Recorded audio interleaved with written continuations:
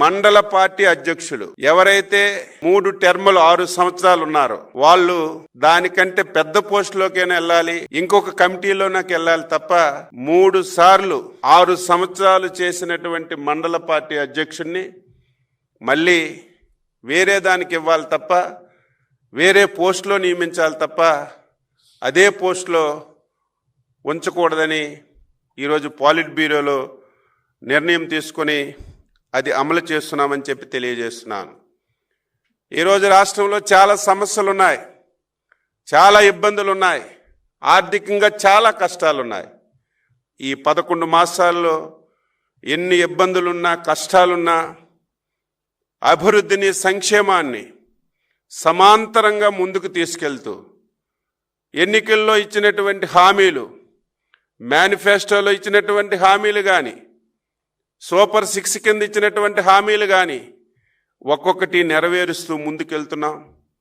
ఇప్పటికే పింఛన్ కార్యక్రమం 3,000 నుంచి 4,000 చేశాం.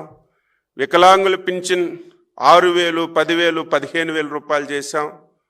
రేపు మళ్ళీ జూన్ 12వ తారీఖున గత ప్రభుత్వంలో ఎవరైతే భర్తలు చనిపోయి విడోస్గా ఉన్నటువంటి భార్యలకి పింఛన్లు ఇవ్వకుండా ఆప్ చేశారు, అవన్నీ 1,00,000 చిల్లర ఉన్నాయి.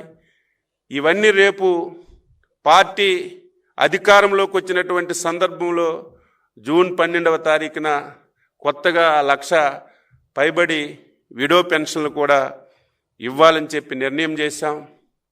గ్యాస్ సిలిండర్లు 3 ఇస్తున్నాం. దీనివల్ల చాలా వరకు చర్చించి మనం గ్యాస్ సిలిండర్ తీసుకున్న తర్వాత లబ్ధిదారుల అకౌంట్లో డబ్బులు వేయడం వల్ల సాటిస్ఫాక్షన్ రావడం లేదని దానికి స్వస్తి పలికి 3 గ్యాస్ సిలిండర్లకి ముందే లబ్ధిదారుడి అకౌంట్లో మేము డబ్బులు వేసేస్తాం. ఆయనే డైరెక్ట్గా కొనుక్కోవచ్చు, కొనుక్కోకపోవచ్చు, లేకపోతే డబ్బులు తీసుకునే అవకాశం ఉంటుంది.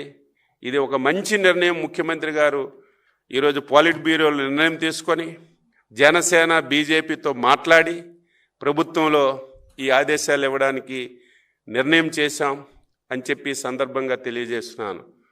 మొన్ననే మత్స్యకారులకి 258 కోట్లు ఏదైతే వేట నిషేధ సమయానికి భృతి కూడా ఇచ్చాం. రేపు జూన్ 12 పాఠశాలలు తెరిసేలోగా తల్లికి వందనం కింద పిల్లల తల్లిదండ్రుల అకౌంట్లలో డబ్బులు వేయాలని ఈరోజు పాలిట్ బ్యూరో నిర్ణయం చేశాం. కేంద్ర ప్రభుత్వం రేపెప్పుడు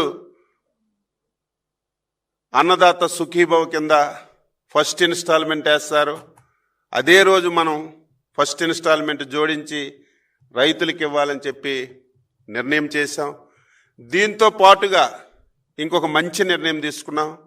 రేపా ఎల్లుండా 10 రోజుల్లో రాష్ట్ర ముఖ్యమంత్రి గారు, జాతీయ పార్టీ అధ్యక్షులు ఈ 12 మాసాల్లో ఏ నెలలో ఏ సంక్షేమ పథకం ఇస్తాం, ఏ తారీఖుని ఇస్తామనేది ఒక సంవత్సరం క్యాలెండర్ కూడా వీలైనంత త్వరగా ముఖ్యమంత్రి గారు సంక్షేమ పథకాలు ఏదైతే సూపర్ 6లో కానీ ఏదైతే మనం హామీలు ఇచ్చామో ఒక్కొక్క మంత్ ఒక్కొక్క సంక్షేమ పథకాన్ని అమలు చేయాలని 12 మాసాలు క్యాలెండర్ కూడా వీలైనంత తొందరగా ఇస్తామని చెప్పి సందర్భంగా తెలియచేస్తున్నాను. 11 మాసాల్లో 8.50 లక్షలు పెట్టుబడులు వచ్చాయి. అవన్నీ అమలు జరిగే విధంగా మనం అనుకున్నటువంటి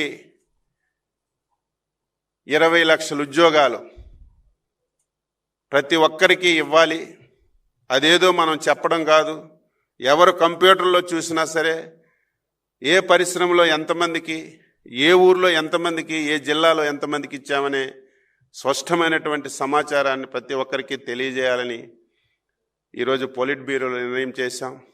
దీంతో పాటుగా 27, 28, 29 3 రోజులు కడపలో మహానాడు జరపాలని నిర్ణయించాం. 2 రోజులు తీర్మానాలు ఉంటాయి. 27న జాతీయ పార్టీ అధ్యక్షులు నామినేషన్ వేస్తారు. 28న మళ్ళీ జాతీయ పార్టీ అధ్యక్షుని ఎన్నిక. 28 మా వ్యవస్థాపక అధ్యక్షులు ఎన్టీ రామారావు గారి జన్మదినం, అదేవిధంగా జాతీయ పార్టీ అధ్యక్షులు ఎన్నికైన తర్వాత అభినందనలు కూడా ఉండి 3 రోజులు కనీ విని ఎరుగుని చరిత్రలో మహానాడు జరపాలని నిర్ణయించాం. ఆ వివరాలన్నీ కూడా మా అధ్యక్షులు మహానాడు గురించి టోటల్గా అనౌన్స్ చేస్తారని చెప్పి తెలియజేస్తూ అందరికీ నమస్కారం.